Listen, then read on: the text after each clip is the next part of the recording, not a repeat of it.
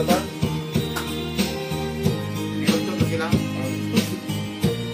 Niyoto mo, Glenn. Niyoto, Glenn.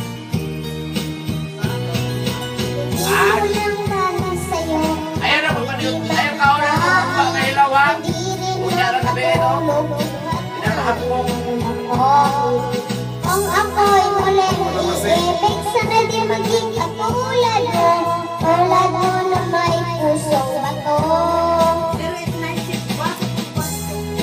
Dahil sa'yo, ako'y di makakain at di rin makatulog buhat ng iyong.